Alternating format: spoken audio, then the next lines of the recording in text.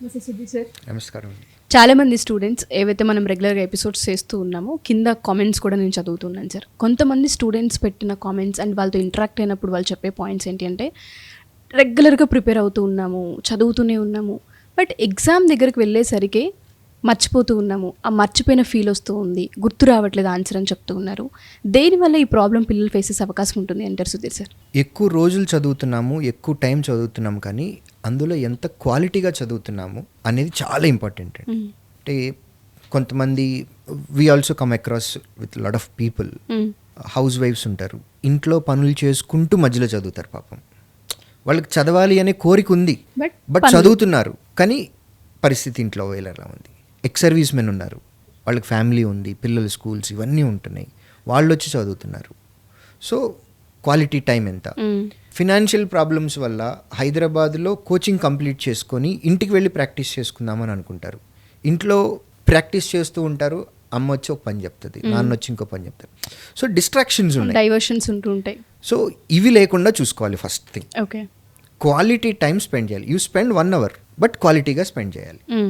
రెండోది, మర్చిపోవటం అనేది మానవ సహజం, మీకు నాకు కూడా ఉంటుంది ప్రాబ్లం. సో మనం ఏదైనా మర్చిపోతున్నాము అని అంటే దానిలో నుంచి బయటకు రావాలి అని అంటే రిపీటెడ్గా దాన్ని మనం రివైజ్ చేయాలి.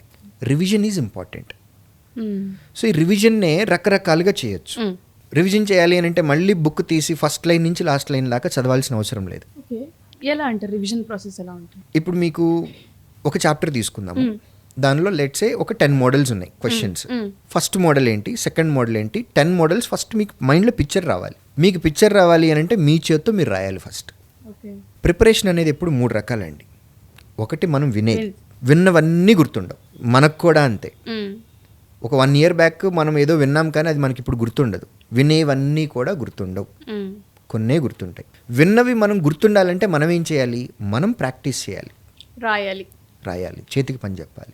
మనం ప్రాక్టీస్ చేసిన అన్నీ కూడా మనకి గుర్తుండవు, 90% గుర్తుంటాయి. ఓ 10% ఇది ఏదో చేశాను ఆ టైంలో, ఇదే ఉంటుంది సార్ ఎగ్జామ్ టైంలో, ఏదో చేశాను, నెక్స్ట్ స్టెప్ ఏంటో నాకు గుర్తు రావట్లేదు అని అనిపిస్తుంది. ఈ స్టేజ్ దాటాలి అని అంటే మాట్లాడాలి, మనం వేరే వాళ్ళకి చెప్పాలి. అది ఒక చాప్టర్ కాంపౌండ్ ఇంట్రెస్ట్, ఇందులో 10 రకాల మోడల్స్ ఉన్నాయి. ఫస్ట్ మెథడ్ ఇది, మోడల్ ఇది, రెండో మోడల్ ఇది, మూడో మోడల్ ఇది, ఇది 10 మోడల్స్. ఇందులో ఇలాంటి క్వశ్చన్లు వస్తాయి, వీటిని ఇలా సాల్వ్ చేయాలి అని మీరు ఇంకొక పర్సన్కి చెప్పండి, ఎక్స్ప్లెయిన్ చేయండి. మీ నోట్లో నుంచి బయటకు వచ్చిన ప్రతి అక్షరము మీకు గుర్తుంటుంది. ఇది ఫైనల్ స్టేజ్ ఆఫ్ ప్రిపరేషన్. ఎప్పుడైతే మీరు పక్కన వాళ్ళకి మీరు సొంతగా చెప్తారో అవి మీ మైండ్లో అట్లా ప్రింట్ అయి ఉండిపోతాయి, అంతే. నెక్స్ట్, ఎగ్జామినేషన్ హాల్కి వెళ్ళే ముందు నేను ఇవాళ ఎగ్జామ్లో ఎటువంటి పరిస్థితుల్లో 80% మార్క్స్ తెచ్చుకోవాల్సిందే, 100కి 80 మార్కులు నేను రాసి రావాల్సిందే అనే మైండ్ సెట్ తోటి వెళ్తారు, విచ్ ఈస్ కంప్లీట్లీ రాంగ్. దీన్ని డిఫరెంట్ స్ట్రాటజీతో వెళ్ళాలి. 80 తెచ్చుకోవటం ఎంత వాస్తవమో 20 వదిలేయటం కూడా అంతే వాస్తవం. 100 క్వశ్చన్లు ఎగ్జామ్ ఉంది, మనకి 80 మార్కులు రావాలి అని అనుకుంటున్నాం.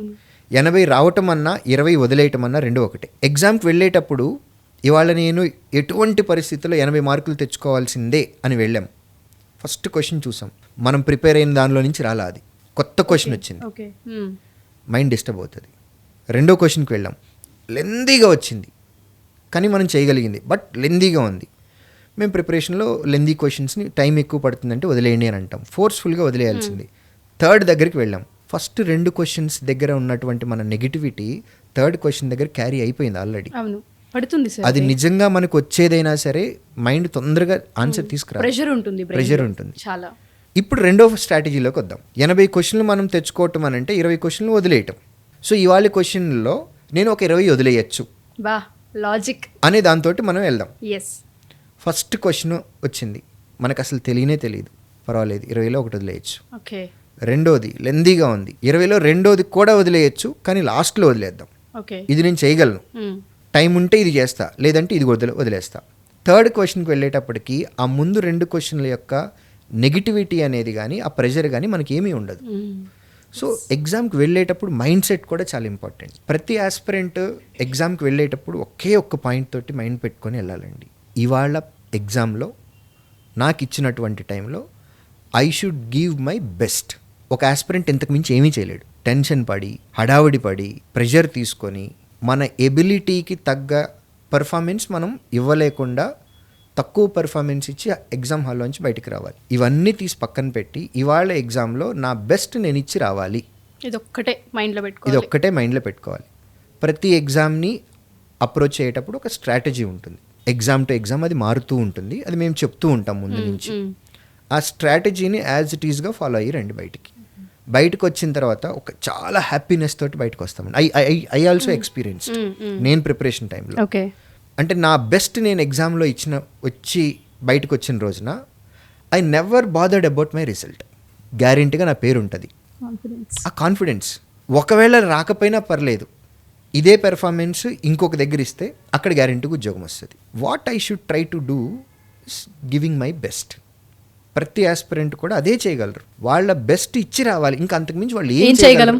నేను ఈ క్వశ్చన్ని ఇలా చేసి ఉంటే బాగుండేదే మాటలొద్దు, అలాంటివి రాకూడదు. మీ బెస్ట్ మీరు ఇచ్చి రండి. ఆ బెస్ట్ ఇచ్చి రావడానికి ముందు చాలా ప్రిపరేషన్ ఉంటుంది. సబ్జెక్ట్ నాలెడ్జ్ ఎవ్రీ డే పెంచుకోవాలి. మనం మిస్టేక్స్ చేస్తూ ఉంటాం మనుషులం కాబట్టి. ఒకసారి చేసిన మిస్టేక్ని మళ్ళీ రెండోసారి చేయకుండా మనం ప్రాక్టీస్ చేయాలి. మర్చిపోతున్నాము, రిపీటెడ్గా వాటిని రివిజన్ చేసుకోవాలి. షార్ట్ నోట్స్ రాసుకుందాం. కొన్నిటికి పిక్టోరియల్లో రాసుకోవచ్చు, టెక్నిక్స్ మాట్లాడుకోవచ్చు. ఒక పర్టిక్యులర్ క్వశ్చన్, మోడల్ క్వశ్చన్ ఎప్పుడు తప్పు చేస్తున్నాను, ఆ తప్పు ఏంటో ఐడెంటిఫై చేసుకొని అదే నోట్స్లో రాసుకుంటున్నా. నేను ఇదిగో ఈ తప్పు చేస్తున్నాను, ఈ తప్పుకి ఇది కరెక్ట్ అని నా చేతులతో నేనే రాసుకున్నాను. ఆ పాయింట్ని ఒక 10 సార్లు రివైజ్ చేసుకున్నా. ఎగ్జామ్కి వెళ్ళేటప్పుడు ఇది రివిజన్ చేసుకొని ముందు రోజు వెళ్ళాను. ఇదే క్వశ్చన్ వచ్చింది అని అనుకోండి, నాకు గుర్తుంటుంది already. So pictorial representation, tabular format, techniques point వైజ్గానో, షార్ట్ కట్స్, ఇవన్నీ ఒక బుక్లో రాసుకొని అందులోనే మన మిస్టేక్స్ ఏమేం చేస్తున్నామో ఆ మిస్టేక్స్ కూడా రాసుకుంటే ఆ ఒక్క బుక్ చాలు మనం రివిజన్ చేయడానికి.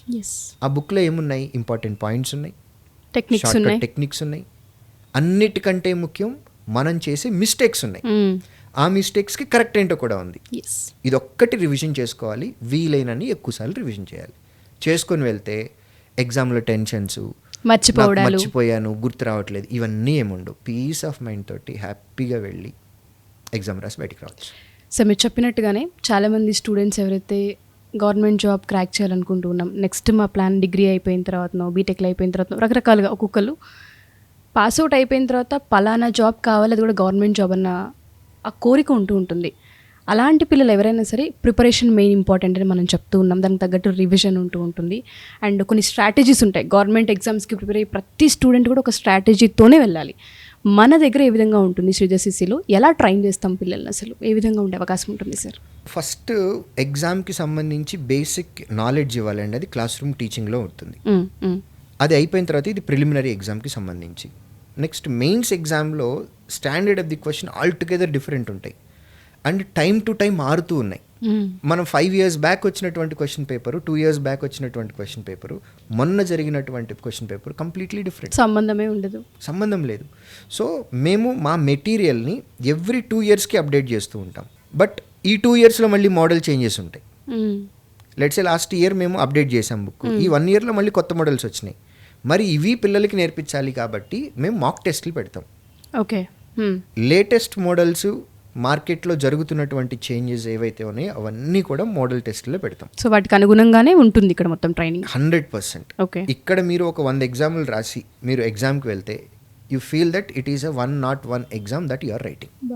సబ్జెక్ట్ నాలెడ్జ్ క్లాస్ రూమ్ టీచింగ్లో ఇస్తాము. ఆ మెటీరియల్ ఎవ్రీ 2 yearsకి అప్డేట్ చేస్తున్నాము. మెయిన్స్కి సపరేట్గా క్లాసెస్ పెట్టి మెయిన్స్ ప్రిపరేషన్ చేస్తాము. ఇంటర్వ్యూ ప్రిపరేషన్స్ ఉంటాయి. తర్వాత ఎవ్రీడే మాక్ ఎగ్జామ్ పెడుతూ ఉంటాము. ఎవ్రీడే ఉంటుంది? ఎవ్రీడే మాక్ ఎగ్జామ్ ఉంటుందండి. ఆ పెట్టిన ఎగ్జామ్కి ఎక్స్ప్లెనేషన్స్ కూడా పెడతాం.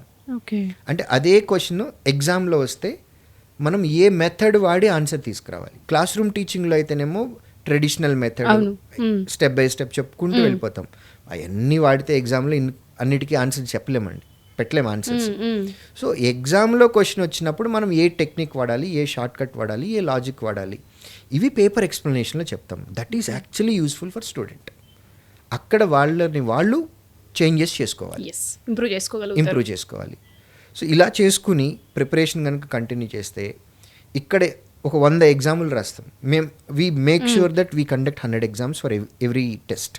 ఓకే. ప్రతి నోటిఫికేషన్కి పెట్టేలానే చేస్తాం. 100 కాకపోయినా మినిమం 50 అయితే గ్యారంటీ ఉంటాయి. అంటే చిన్న చిన్న నోటిఫికేషన్స్ ఉంటాయండి, వాటికి 50 అయినా సరే పెడతాం. ఓకే. ఇందులో వచ్చే మోడల్స్ అందులో ఉంటాయి, అంతవరకు guarantee for sure. Yeah, thank you sir. ఏ విధంగా అప్రోచ్ అవ్వాలంటారు మిమ్మల్ని? శ్రీధర్ జాయిన్ అవ్వాలి అనుకుంటే మన బ్రాంచెస్ ఎక్కడెక్కడ ఉన్నాయి, ఎలా అప్రోచ్ అవ్వచ్చు అంటారు మిమ్మల్ని? ఏపీ తెలంగాణలో 14 బ్రాంచెస్ ఉన్నాయండి. ఆఫ్లైన్ సెంటర్స్కి ఫిజికల్గా వెళ్ళి మాట్లాడొచ్చు మా టీమ్ తోటి, లేదంటే స్క్రీన్ పైన కనపడుతున్న నెంబర్కి కాంటాక్ట్ చేయొచ్చు. Thank you sir, thank you so much.